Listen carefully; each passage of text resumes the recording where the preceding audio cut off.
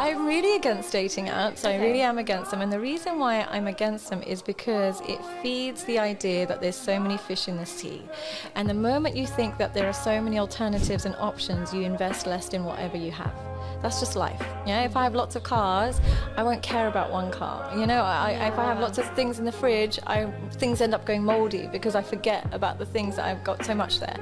And the moment you train your brain into thinking that there are so many alternatives to whoever you're talking to and whoever you're with, even if you don't leave your partner, your subconscious will let you think that you can talk to them a certain way, act a certain way, because if worse comes to worse, I'll move on. That is an excellent point, actually. Also applicable to marriage. This is why you shouldn't live with somebody in a long-term relationship. You should just marry them, because it closes the door and it means that you are now fully invested in the relationship. Dating apps and the so many fish mindset trap men in a brutal cycle where they're expected to commit but never fully trust, while women enjoy endless benefits, emotional support, financial help, attention, without real investment. Men risk everything only to be easily discarded. Women get to shop around with no consequences, leaving men stuck holding the bag in a rigged game. This guy's 24 years old and has been on Tinder 128 days. He swiped 59,760 times, which is the equivalent of swiping 467 times a day. So he's definitely paying for gold. He only swiped right 183 times, which means he swiped right on 99.97% of people. So I really don't want to know what those 0.03% look like. Out of those 59,577 right swipes, he got 342 matches, which for a guy on Tinder isn't even that bad. So for every girl that swiped right on him, 173 swiped left. Those 342 matches led to 162 chats, but he got 0 dates. What I'm trying to say is Tinder is a fucking scam. Save your money, boys. This perfectly exposes the harsh reality men face on dating apps: endless swipes, near universal rejection, and 0 results. While men throw themselves into a rigged system, women effortlessly rack up matches with little effort.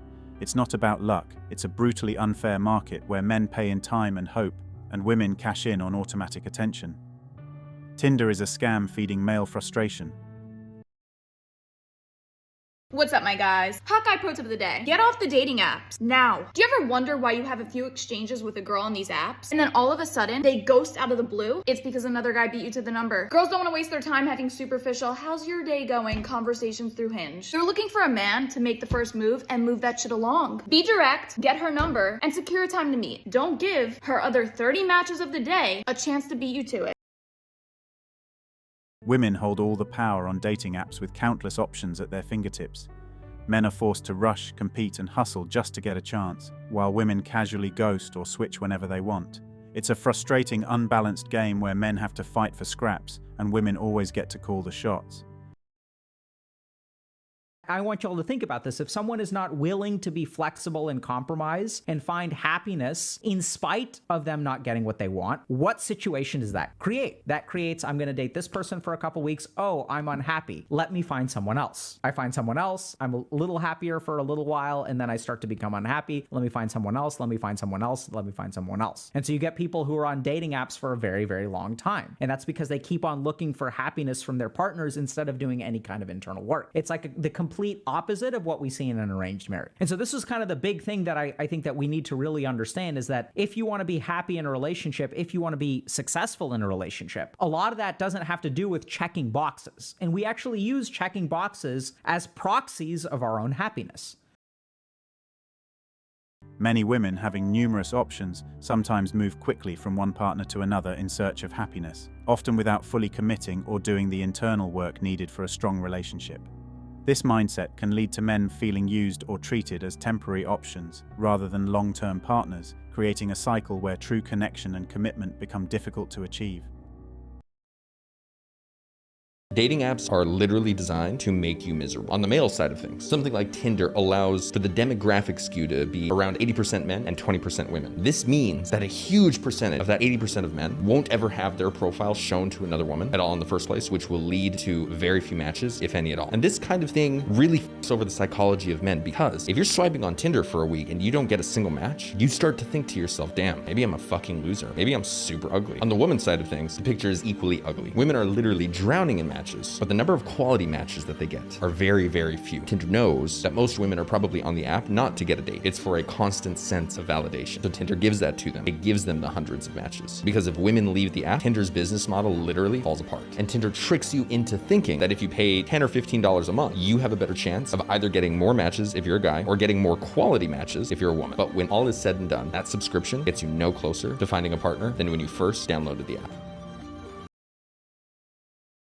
This brutally exposes the rigged Tinder game. Men drown in rejection, swiping endlessly with zero results, beating themselves up over their worth. Meanwhile, women bask in a flood of matches, mostly empty validation, keeping them hooked while the app cashes in. It's a sick cycle designed to exploit men's hope and insecurities, profiting off male frustration while women coast effortlessly. A total scam. A man opens up his app, hopes that a woman who he has liked previously has now matched with him. Women are opening their app to a sea of men who have already liked them, and they're now just selecting which one they are going to match with. That is the way it works. Again, what's the dance that he talked about earlier? A woman markets herself, a man makes the first move, a woman then has to accept that move and see if she wants to proceed any further. That's the mating dance for humans. So, as a man, when a woman is able to literally just take the preferences, like she doesn't have to go out and find a 6 foot tall man. She can literally just swipe on all the 6 foot tall men who have already liked her within a certain radius and mileage, right?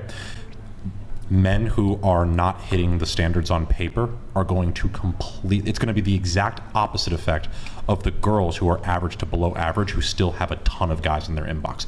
Their egos are going to be inflated. Men's egos are going to be completely deflated. This brutally lays bare the lopsided reality.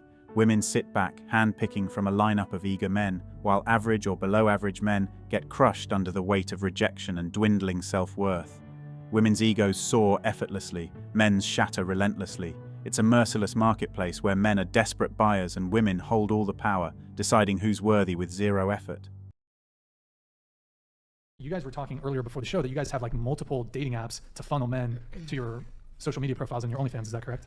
Yeah, I've had a few, but they've gotten taken down because, you know, people will sit there and report them. Wait, you're married? Why do they report them? Because they realize that, like, I'm either on OF, and so they're like, oh, I'm reporting her, and they're like, oh, well, she's not like actually trying to have a relationship. I'm still like, but I'm still talking to them and like talking to them like they're human beings. You're married. Like, there's no prospect of a relationship with you.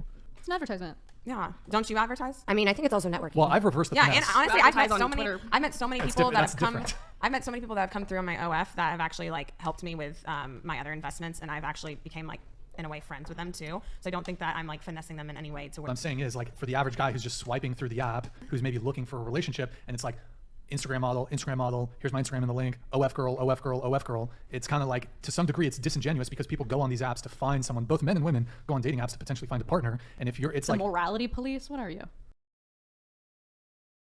This brutally exposes how men get played like fools on dating apps, constantly chasing women who aren't looking for relationships but are hustling their social media and OnlyFans cash grabs. Men invest time, emotion, and hope, only to be used as unpaid advertisers. The truth is hidden behind glossy profiles, and men are left clueless and exploited in a game rigged against them. Thanks for watching Manhood. If you want access to exclusive episodes and want to support the channel, hit that join button and become a member. Don't forget to like, subscribe, and share this video if it hit home. Drop your stories and thoughts in the comments. We read everyone. See you tomorrow.